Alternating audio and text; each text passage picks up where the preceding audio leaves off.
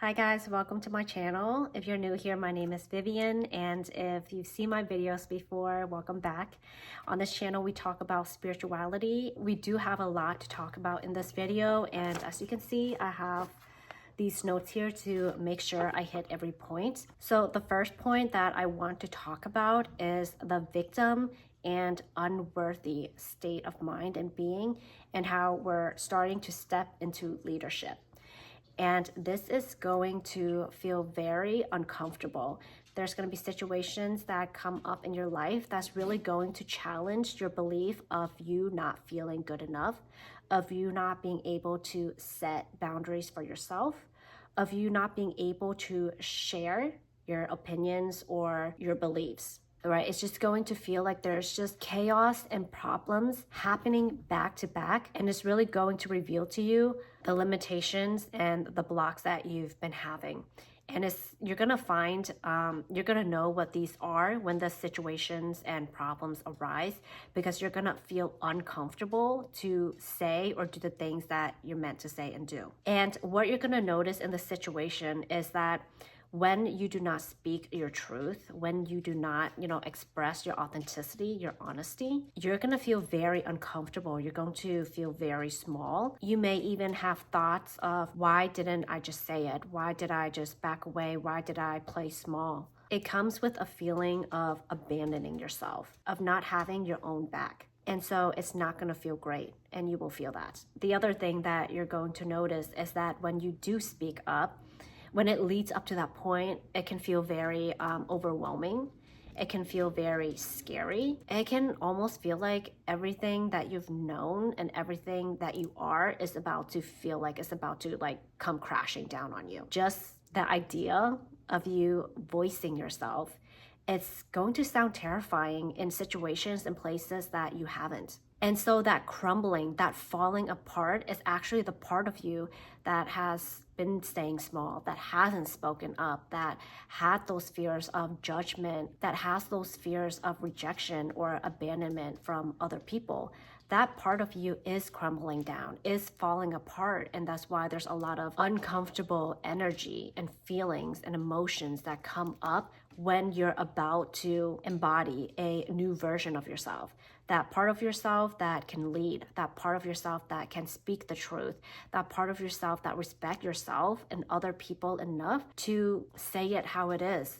Of course, being respectful, but also communicating clearly what is okay and what's not okay. Some of you may already be going through this, or if you haven't yet, then just be aware that your weaknesses will be challenged. And in the situations where you feel small, where you feel scared, those are the situations where we really need to step up and reclaim our power. Within our fears, that's where power lies. And when we get to overcome those fears, we gain more confidence. We're able to lead ourselves even better. And so there's a lot to gain when we confront those fears. The next point that I want to make is that you're going to start becoming more conscious of your daily habits, of your daily thoughts. And so what I mean is that a lot of people, including myself, this was happening to me about 2-3 weeks ago, where I was really distracted by my phone. I was scrolling on social media. I was watching videos on YouTube,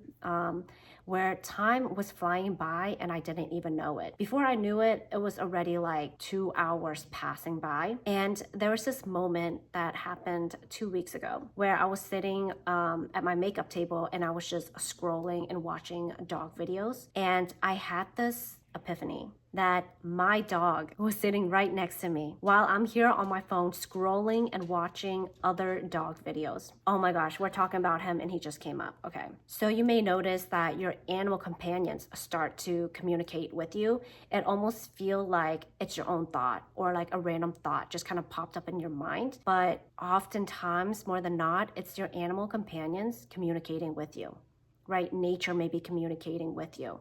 Your guides may be communicating with you, your higher self even. And the message of that story is really to live in the moment, to live your life and be an active participant of your own life, right? Instead of numbing yourself out and distracting yourself with all of these external things, instead of passing time by with numbing distractions or habits, and letting our time pass by. It's really important to be an active participant in your own life. Life is happening right now, and we don't want to get to that point where so much time, days and years has passed by and we haven't really truly lived. And so a lot of people are becoming conscious of that right now, right? We're starting to examine our habits. We're starting to examine the activities that we do. Is this really serving us?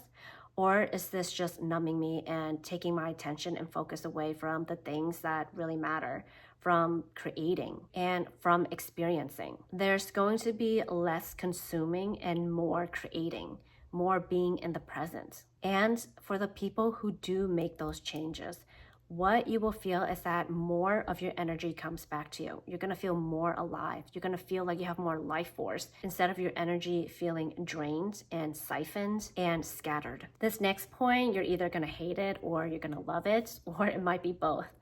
But the next point that I want to talk about is that at this time, it's easier to make the harder decisions. It's almost like you've been wanting to maybe go work out, go to the gym for a while now, and you just keep pushing it back because you're scared that people's going to judge you or they're going to look at you, or you feel like you don't know what you're doing. But it's getting to that point where you're feeling like you've kind of had enough of letting yourself down, of not following through, of not committing to your goals, right? And your goals are a part of your expression. What you're going to realize is that the part of you that's trying to protect you from experiencing judgment or rejection or embarrassment, that protective part of you, it's really not serving you anymore, right? In fact, it's kind of holding you back and preventing you from evolving, from growing and expanding. And it feels as if your soul or your spirit is saying, that's enough. I want to go for it. There's this letting go of needing permission, needing approval from your ego or from other people. You're letting go of this attachment to what they think of you. And there's this feeling of, I'm tired of this. I'm just going to go for it. Because waiting becomes painful. It becomes really, really uncomfortable. And there's a part of you that is ready for the challenge, that is ready to step up. That higher version of yourself is ready to be embodied. And it's going to feel really uncomfortable until you make that breakthrough. It's kind of like when you're sleeping and somebody keeps waking you up and pushing you and bothering you. That's what it feels like. It's going to feel really annoying and uncomfortable until you wake up. And during my channeling sessions, what I've been recently getting is time. It's time to step up and it's time to rise. It's time to do what you were meant to do. It's time to start doing what you know you're meant to do. It's time to change. And so even though it may not feel easy, but you feel like you're ready for it and you're not willing to settle any longer. The next point that I want to make, it's really big for people who are on their spiritual journey, and specifically for people who receive and do healings for themselves and for other people, or they receive healings. A lot of people, when they start their journey or they start their healing journey, right? We come from this perspective of, I don't feel like I'm enough, or something's wrong with me, and I need to receive these healings, or there's some aspect of needing someone or something outside of you to fix you, right? So let's just use healing sessions, for example. You may keep purchasing and chasing healing sessions because you feel like it's not enough or you're not enough. And so after every healing session, you still feel like something's wrong with you. And you keep trying to go find the next thing that's going to fix you or fill the void. We're looking for something that's going to make the change for us, that's really going to get us from A to B, when in reality, it's us that's going to get us from A to B, not something or someone else. So currently there is a shift that's happening within the healing or spiritual community where instead of coming from a victim mindset, right? So instead of using energy sessions or healings or courses and books to fix you or fill the void, they're being now used as tools to get us from where we are to where we want to be. We no longer come to those things with a scarcity or lack mindset, but more of, I know this is going to help me and this is what I'm going to do. And those are two very important mindset shifts that you want to take notice of. Be aware of where you are and you feel like you're in that state of mind where you need something or someone to fix you. It's okay, and just realize that at some point is going to change and you're going to feel like you are enough. Once the shift happens, it's going to feel so good because you're no longer chasing. You're no longer looking for something outside of you, because when you do that, you will always be looking for something, because everything that you need is within you. All the answers is within you, right? The people that you meet or the mentors that you have externally, they are guides and they can, guide us, but they can't fix us. I've had amazing mentors and people in my life who were able to teach me so many things about spirituality, healing, and allowing my true self to emerge. And I definitely would not be where I am without them today. And I would definitely not be where I am today without them, right? So of course, these people and beings are so important, but realize that they're not going to fix you and that you are already whole. And there will come a time where you have that conscious shift. You're going to feel fulfilled no matter what. Okay guys, this next point is a very big one, because this opportunity or lifestyle change that's going to happen is going to change the course of your life. There's been this big energy that's been moving underneath the surface, and it's almost like this energy is taking a powerful turn. It's like is making a turn, or is turning a corner, right?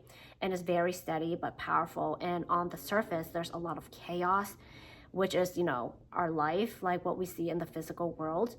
But underneath the surface level, underneath the physical world, there's a lot of powerful energy moving and shifting and making a turn right now.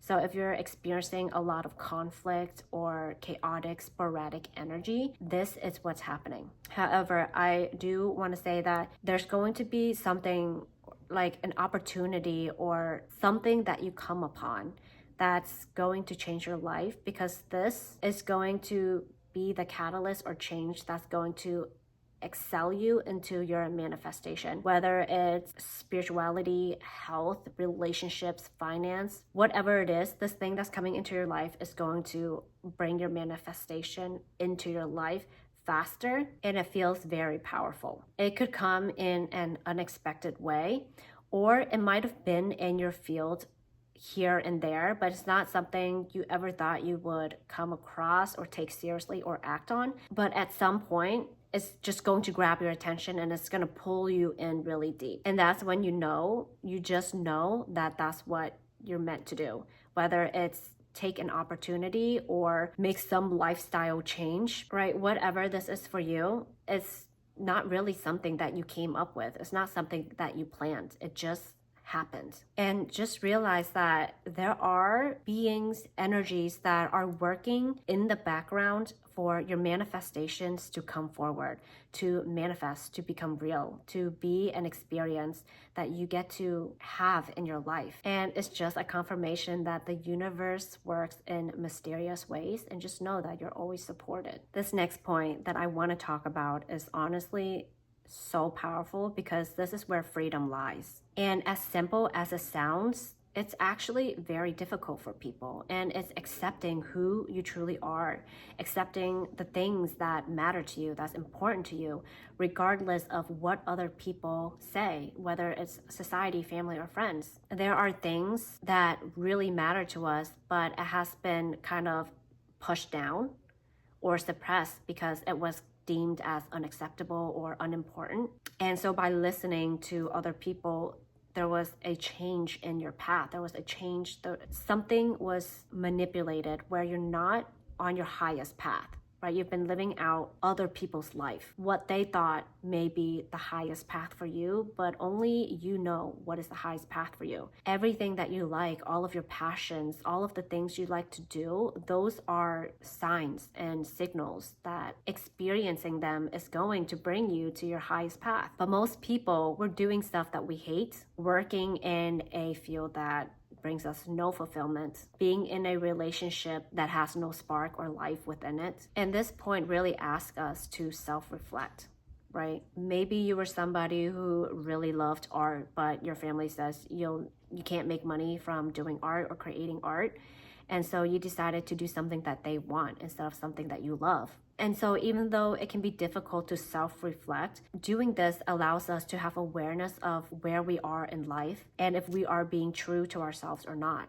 It gives us the chance to take off the mask that we've been wearing, the roles that we've been playing, and seek the answers, the truth, the clarity from within. A quick example of what this looked like for me personally was that I've always had this love and connection with animals since I was young. And my family, my parents, they were born in Asia, in Vietnam, which is a third world country. And during that time, it was just really hard to survive and make a living. And so their focus wasn't on caring about animals and other beings. They had to really take care of themselves and their families first. And they also have this mindset that animals are more like properties or they're inferior to humans. And so whenever I treat my animal companions with a lot of love, care, and respect, it's a bit weird or disturbing for them. And I oftentimes would make donations to animal shelters or organizations that I feel strongly about. And my mom would say things like, oh, why do you care about animals so much? There's a lot of children starving in the world. There's a lot of people suffering. And there were times where I felt guilty that I cared so much about animals while there are so many people suffering in the world, like she said. Unconsciously, there were times where I would suppress my love for animals because I felt guilty or shameful. And what I notice now is that caring about animals and other kingdoms like the animal kingdom, the plant kingdom, the mineral kingdom, it makes this world a better place. Right? There are so many people in this world, and we all have different things that we feel really drawn to. For my mom, it's people who are elderly or orphans who are suffering in Vietnam. For me, it's animals. And for other people, it could be so many things.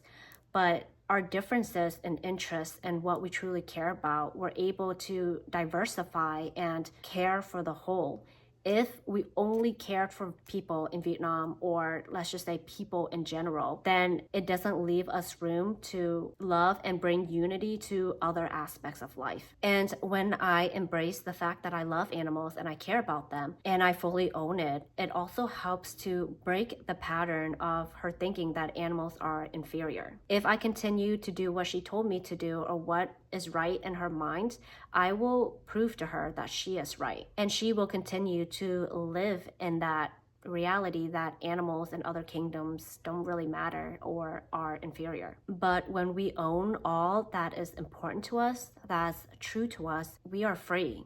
We heal ourselves and we also heal those people around us. And so accepting who you truly are on all levels, it's really, really powerful, and it can change the people around you. It can change your community, and at large, it can honestly change the world, right? So I invite you to really reflect and see what areas of your life where you're not being authentic and you're bending yourself for other people. This next point that I want to talk about is kind of related and linked to what we talked about earlier, and it's about over-consuming information without embodiment or integration or actually putting this information to use. And what you'll find when you're over-consuming is that your energy will feel very depleted. You're going to feel very scattered. And if you really become aware of it, there's going to be this sense of powerlessness, confusion, or stagnation while you're doing this or after, right? So if you're someone who wants to learn how to garden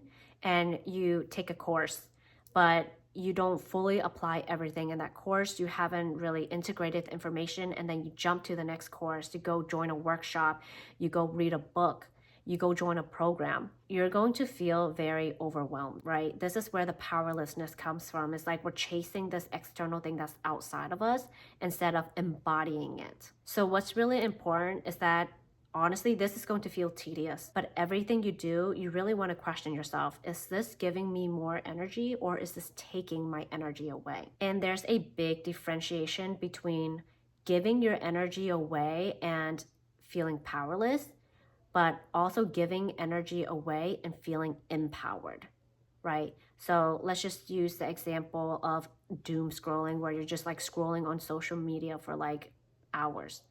you're going to feel very tired because you honestly really don't receive anything from it. It's just siphoning your energy. And the other form of giving, it makes you feel empowered, and it could be in forms of, being of service to somebody, doing something where you give your energy away, but it actually feels good. It makes you feel fulfilled. And so for the activities that siphon and, drains your energy, you really want to limit it and understand when you're, let's say, scrolling, what is it exactly for? What are you looking for? What is the purpose of it? Are you actually like being intentional? And so when we're using these tools or devices for a specific service, it can serve us. But if we're not intentional with it, oftentimes it can be very harmful for our energy. And I can honestly say that once I became aware of my decisions and what I'm putting my attention in and focusing on, and really protecting my energy, I have a lot more energy now, and I'm able to focus on the things that actually really matter to me, like making this video and sharing my experiences with other people. But if I wasn't aware of what I was doing, I wouldn't even have been able to sit down and make this video, because I would be bedrotting and trying to recover my energy. And sometimes it takes days, sometimes it takes hours, and sometimes it can honestly take weeks to fully feel back into balance and alive. So yes, it can take time, but it will be worth it, and it does get easier.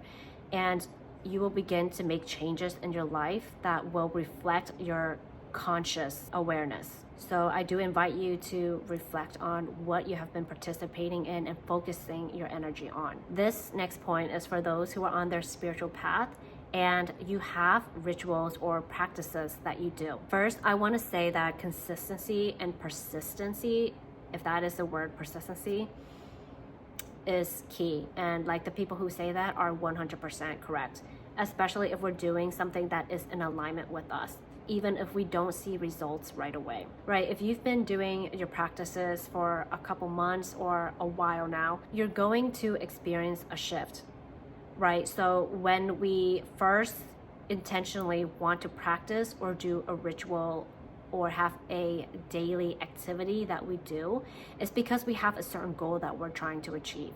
It's something that we want to embody. It's something that we want to manifest, right? But when we first start doing it, we don't exactly know what it's doing or how it's helping us or shifting us, right? It's more intellectual and it's more like a desire. But if you've been doing it for a while, you may start to notice that there's a shift in your consciousness and what the practice is actually doing for you. Instead of hoping or wanting, you're going to notice that it's actually happening and that it is working. And it's getting you from A to B, right? There's a knowing that there's transformation taking place. And so you really begin to lock into your practice. And this doesn't mean that you just keep doing the same thing over and over and over and you never change anything within your practice, or you have to keep doing something even though it doesn't feel aligned. That's not what I'm talking about.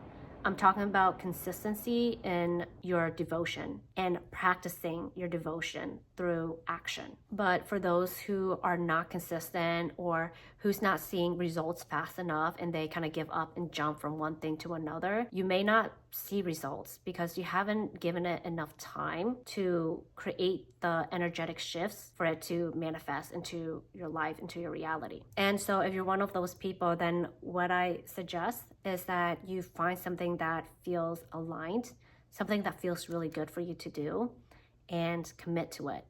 And if you feel an intuitive nudge to switch it up or change something within it, then go for it. But it's when we're chasing and giving up and just like doing so many things at one time, that's when we can feel lost and confused. For me, I've been channeling light language like almost every single day for like the past 6 months, and I've been noticing that my channel is becoming more clear and my psychic senses are getting stronger, and I can pick up more, sense more, feel more, see more, and it just feels like it's a different level of embodiment, right? It's like I feel like there's an expansion in my gifts and abilities. And so this can happen for you too, through commitment, through devotion, through having boundaries, and just having that fire and passion that's big enough to commit to it fully. And this goal is going to look different for everyone. Maybe somebody it's to create art. Maybe another person is to garden. And maybe for another person is to learn about real estate and investing. It's going to look different for everyone, but the foundation of it is going to stay the same, which is what we talked about, the values and the traits of how we bring those manifestations forward through commitment, devotion, practice, having boundaries, right? And more than anything, all of this is about your intention, because a lack of discipline, lack of commitment, lack of focus, it's a reflection of the lack of intention behind what you're doing. So guys, this is not to be mean or anything. It's just a request to self-reflect on your values and your actions and the results that you've been getting. And while we're kind of on the topic of manifestation, there is going to be a big shift in consciousness when it comes to manifestation.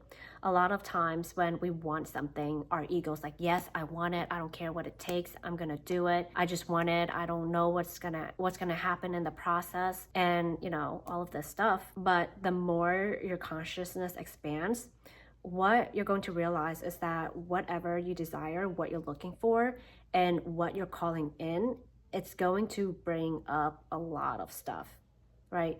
A lot of the stuff that's keeping you at this level when you're trying to get to the next level. And so you're really going to face everything down here before you start to embody the next level. And so your ego desires still will be there, but you're going to be conscious of, okay, wow, I know I'm about to call in something big. I'm about to step into my next level, and you're going to have full awareness of what comes with that. So you're not just blindly calling in, manifesting, but it's like you have this package, like there's a package that comes with all of this. And when we're conscious of this, it can bring up some fear or doubts, and you realize what it takes to actually step into the next level, right? So it can feel a little bit scary or sometimes a bit overwhelming. You are ready for whatever comes, and you are ready to step into that next level. When you feel scared or you feel like you're not 100% ready or whatever it is, because most of us are never 100% ready to step into that next version or expanded version of ourselves. And so your heart is your companion here. When you feel fears or doubts,